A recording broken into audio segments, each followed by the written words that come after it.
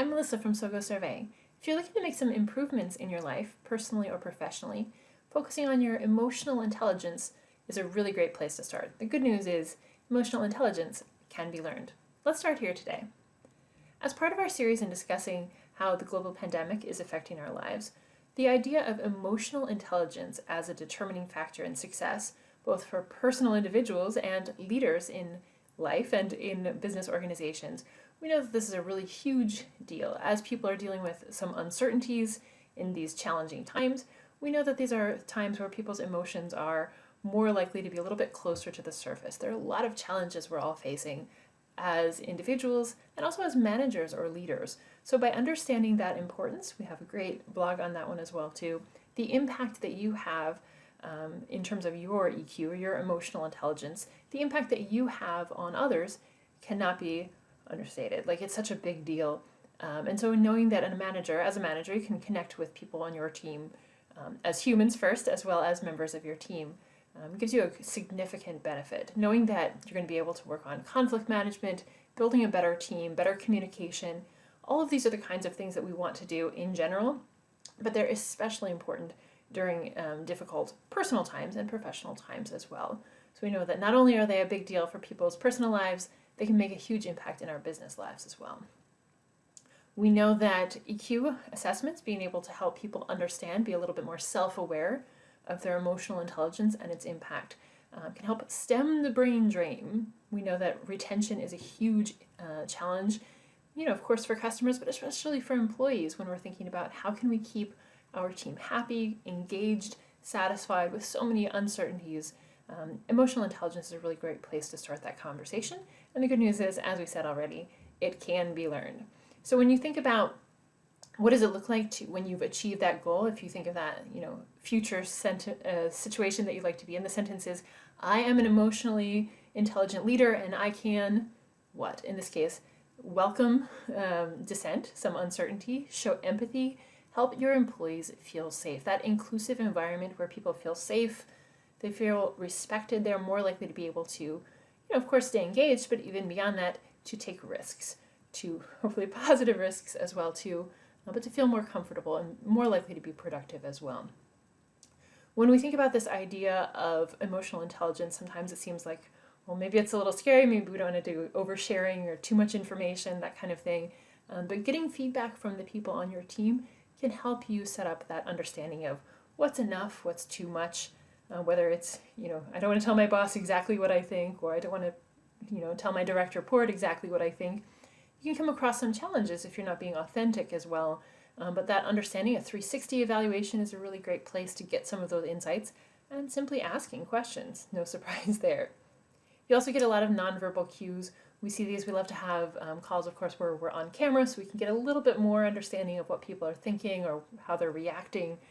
That social awareness, whether it's, again, body language, people nodding, do people understand what I'm saying? Those nonverbal cues, not only about understanding, but emotional reaction, what is the tone, can help us to moderate and deal with that appropriately as well too.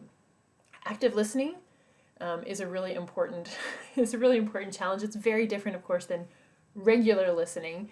Regular listening sort of just looks like this, where people are not saying anything. But active listening here is when we're talking about, what is that person actually saying? What do they mean? Am I paying attention to that? Rather than looking for, what I'm going to say next. So like, oh yeah, I hear this person's talking, but here's what I'm going to put in the conversation after that. That's very different. Active listening is, I hear what you're saying, focusing on what that person's saying and why they're saying what does it mean to them. So active listening is a huge benefit. Checking in on your feelings personally, not just other people, but your own feelings, that self-awareness. Whatever you do to make your day a little bit more reflective, that time that you can be self-aware, hopefully it's not all the time, but sometimes we just have to check ourselves, whether it's a journal, some time on your calendar. Knowing your sort of emotional state and how you're doing can help you understand the impact that you are likely to have on other people. And sometimes that means simply taking a break. Take a moment, take a breath, do what you need to do, and in the big picture as well, make sure you're working on that balance. Another good piece of advice here in the effort to build emotional intelligence is thinking about the praise that you're giving. When you say to someone, hey, great job, keep doing what you're doing. Sometimes it gives this impression that like, I have no idea what it is that you're doing.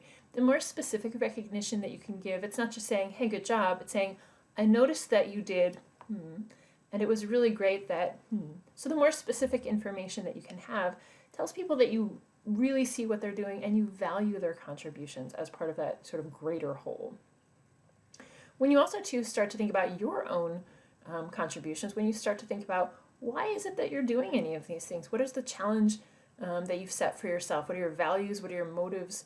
Your motivation here too. When you start to reconnect with those things, when you feel that sometimes that overwhelm, why are you doing any of these things in the first place? Thinking about your own core values, that helps to build that self-awareness as well. No surprise, practice, practice, practice.